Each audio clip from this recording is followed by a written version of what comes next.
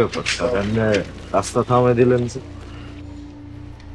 তোমার নাম কি মনির?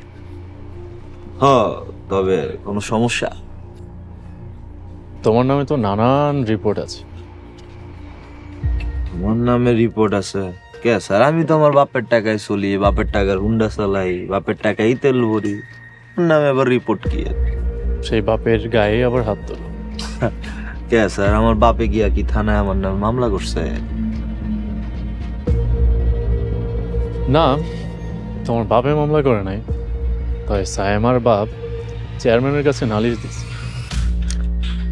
আমি প্রথমবারের মতো তোমাকে ওয়ার্নিং দিচ্ছি, এরপর যদি কোনো ধরনের কিছু শুনি তাহলে কিন্তু আপনার কাছে রাহেত। যেদিন কোনো লিখিত প্রমাণ লাইবেন আমার নামে অভিযোগ আছে, সেদিন মনিরের কথা আমি সরেন।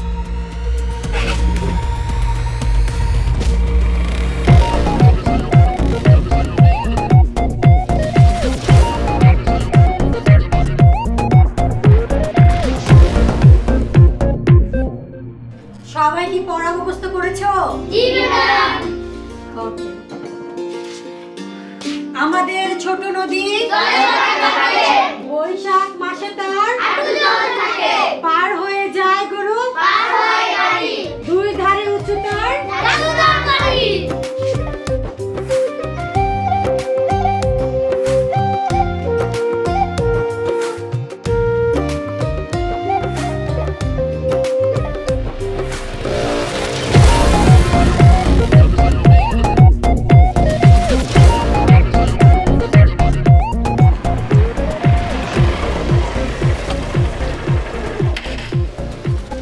এখানে আইছেন?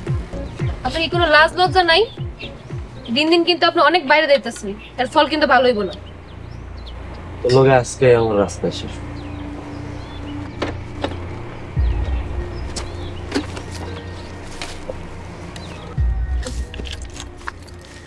তুই তুকারি করতেছেন, আপনি কিন্তু সীমানার চরম মাত্রায় চলে যাইতেছেন। সীমানার তুই দেখছস কি? সারা জীবন তুই বুঝবি আমি কি জিনিস।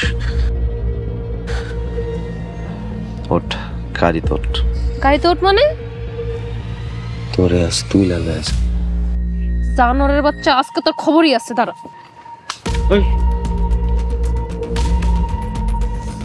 সেই বাপ আমার জন্ম দিছে, ওর গায়ের উপর হাত তুলতে আমি লড়াই না।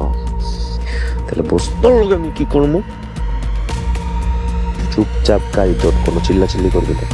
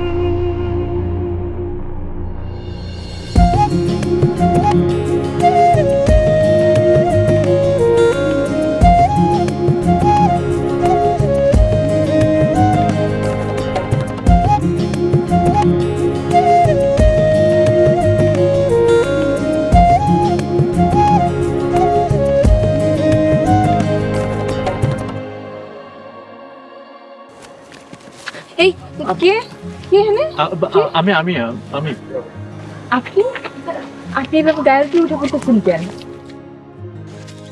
এই পুলিশ বেটা, কি হইছে? কি হইছে আপা মনে?